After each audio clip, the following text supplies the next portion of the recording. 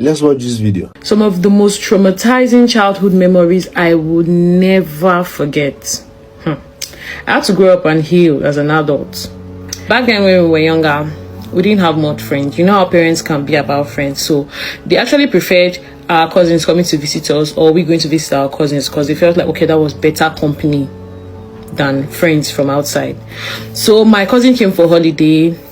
Harris is her name. I'm going to mention her name because I've forgiven you, Sha, but I did not forget what you did to me. It was a Sunday, so my mom had like a party or a meeting thing to attend. So she left I and my younger sister at home with our cousin.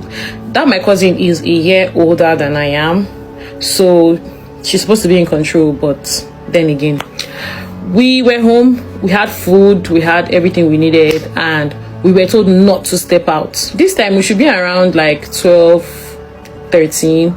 My younger sister was just 2. Yes, she was just 2, and I was already 12, and my cousin sister was 13. Like I said, she was a year older than I. Actually in the veranda, we were just catching our cruise, I and my sisters, until, you know, that one woman, that one provision woman in your area that sells all the goodies, everything. She came around. She said she was looking for her bottles. We were like, we have some of your bottles inside. She said yes, that was why she came to our house, that we should check inside our house and give her all our bottles that are with us. So she started going around the compound, checking all the neighbors. So I was like, Mama, this one you're looking for bottles, anything? She said yes, so that there's one woman, there's one very big structure in our area at that time. Very big structure. You know that structure where you have never seen what is inside the compound? The gate is always locked. She said that woman now, I said yes. She said the woman put to bed that she has been looking for a baby for the longest. I said and she put to bed that they are hosting a very big party, and it seems some of their drinks are finished, so she wants to go and restock, so she will sell out. I was like, oh. I said mind you, my mom does not know this person. We don't know this person. Like I said, I've not even seen that gate open before.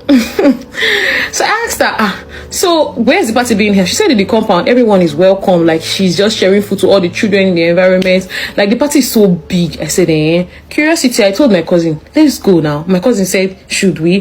Why I was arguing with my cousin was because she never says no to a bad idea. And it's not even, she always just says yes. And I always bring bad ideas. When I was young, I always was going for bad ideas. So I just said that, don't you think we should go to this party? She said yes, that we should go. I said, oh yeah, nah. She didn't come with any party clothes, and trust me now, I went to give her some clothes to wear. Me, if I wore one short and, you know, open back, because that was what was trending that time. I dressed my sister up. We wore shoes, we got all dressed and went to the party. Around like, let's say 4. Yeah, when we got to the party, everybody was there. I mean, everybody. You know, if I'm going out to buy something, those women I see around, those children I see around, all of them were in that party.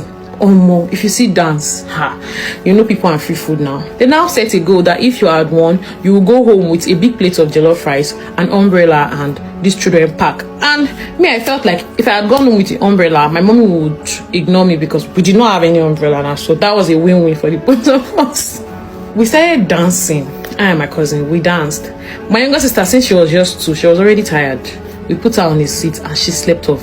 That place where she slept off, the rain started drizzling, and of course the rain was beating her there. But because I was very stupid and still young, I was just focused on dancing. I really didn't care about where my sister was seated. We were dancing and dancing and dancing and dancing and dancing. I've always loved music right from when I was young. I danced for a living that time, but now I don't even have any moves because my mommy beat all the moves come up from my body. By this time, it was already past 5, and I didn't even know my mommy was already looking for us. Mind you, like I said before, my mommy was not very friendly, so she didn't even know where to start from. Who was she going to ask? She was worried. She felt like, maybe we were kidnapped or something. She didn't go out with her own house key. She left it inside, hoping that whenever she comes home, we'll be home. So she needed me to open the gate for her. She started looking for us. She was worried. She even tore the net to make sure that we were not sleeping. So she tore the net, and still nobody was inside the house. She came out now, took the boat step and started asking people, please, did you see my children? And people were like, I saw them, they were dressed. I think they went to that party. Mommy said, which party? He said, there's a party happening there around somewhere. Because they were all dressed for a party. Mommy said, she came to the party. Lo and behold, she saw her 2-year-old daughter under the rain. So she was very, you can imagine how angry she would be. She was very angry, and she was still looking for me in the midst of the crowd. I was in the middle of the crowd dancing at a party that I was not invited, and my mother does not know the woman. Jesus Christ. As African kids, you guys should already know now, like today, well, I don't do already, you get. So She sent someone to come and call me inside that. So someone touched me. I was like, your mommy needs the house key. I was like, Jesus, my mommy don't catch me. But then again, I was already closer to achieving my goal of the rice and the umbrella than just walk out of that party. So I gave the person the key to go and give to her because I already knew they were going to beat me. So I could have just end the beating. I don't know if you get. I gave them the key to go and give to her. She carried her 2-year-old and went home. My cousin was so uncomfortable. My cousin was like, let's go. I said, wait, we are close. See, we are past all the stages of this game. We are finally at the end of this thing. Let's just win. They will still beat us. I don't know if you get. When I was younger, there was no week that would pass by that my parents did not beat me. Like I said, I was always fond of making very bad decisions. Very, very bad. So at some point, I got used to it. Like, if they go still beat me, so make I just do the thing, make I enjoy it, and if I reach out, make them beat me. You get. My cousin was restless, but back then she did not know how to make decisions for herself. So she didn't want to be there, but she did not want to go either. So she just sat there, restless and disturbing me. At the end of the day, we didn't win the competition, so we went home. And when we got to the house, because my cousin knew that today is going to be hell. My mommy is a very tough person. We got to the house and we knocked. My mommy said, who is that? She said, it's me. Said, where are you guys coming from? We said, we didn't even know what to say because it was a very stupid thing. So mommy stepped out and she was just standing in the veranda. She said, what do you want? My cousin said, I want to go home. You want to go home? After we put ourselves in trouble, you want to go home? And her holiday was supposed to last for like another 2 weeks or 3 weeks more. All of a sudden, she wanted to go home. Mommy was like, oh, you want to go home? Interesting. She said, yes, she wants to go home. That she wants to go and meet her mommy. She's feeling like she has weak clothes, so she wants to go and meet her mommy to ascend to her. I've never felt... That was my first betrayal. Yes, that was my first betrayal. First? Okay, let's say my second betrayal. Oh no, that was my first heartfelt betrayal. Like, oh, this person betrayed me. I have never felt so betrayed. And as a tyrant that I am, betrayal hits me really deep. Really, really deep. Mommy said, okay. My mommy was so happy because she wanted to prove to me that it is me and her against the world. So she brought her things. She said, oh, yeah, go inside and pack your things. She said, no, that mommy should bring her things to her, that she wants to go from here. Mommy said, okay, can you find your way home? She said, yes. Mommy went in, packed her things and gave her transport. She now left. It was now me and my mommy. Mommy now opened gate for me. Said, oh, yeah, come inside. I now entered the house, and I forgot to add that my mom was pregnant again with the third child. And I think she was 6 months gone at that time. So she said, oh yeah, come inside. Me, I went inside and she locked the gate down. You know now. She picked cane, started flogging me. I was running around the house. And my mom fell. She fell with her belly facing the ground. 6 months gone. And she had that kind of severe fall. My dad works offshore, so he's not even going to be back for the next 2 weeks or more. She tried to reach him, which was not reachable. And she just groaned in pain for a while, for like 30 to 45 minutes. That woman could not stand up. There and then, I knew I had fucked up even more. The minute my mommy managed to stand up like this, she just came to where I was. I didn't want to struggle anymore because I had already done a lot. She tied me up, hands and legs. She went to the kitchen, mixed pepper and water, and put it in my eyes and my bum bum.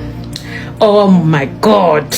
I saw heaven. My 2-year-old sister was wailing for me, not for my mom. She was wailing for me like, oh, you have killed my sister. Oh my gosh. That day, I realized that my sister loved me so much. She was so young, but still, she went to the bathroom to grab water. She literally pulled a whole paint bucket of water, pulled it to the sitting room where I was tied. There was water everywhere in the house, but my mommy could not beat her because she saw love like in this girl. For her to do this, she pulled the bucket. Before the bucket came to me, it was already half. But then again, the efforts she made for her age, clock it.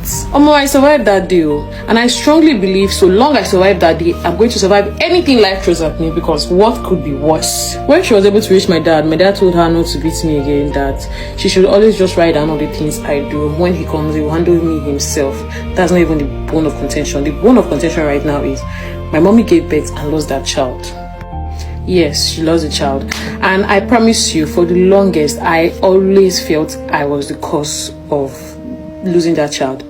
When she lost the child, a few days later, she was home. Everybody was coming to share their condolences, and out of pain, she asked me to give her water. I went to bring water, or I didn't hear her very well, so I brought the wrong thing. And then in the process of trying to correct me, she got angry and she was like, you killed my child. Those words stick. Like, they stick to me all these years. For a very, very long time, those words stick. I felt suicide. I felt bad. I didn't even know how. I cannot explain how I feel to you guys.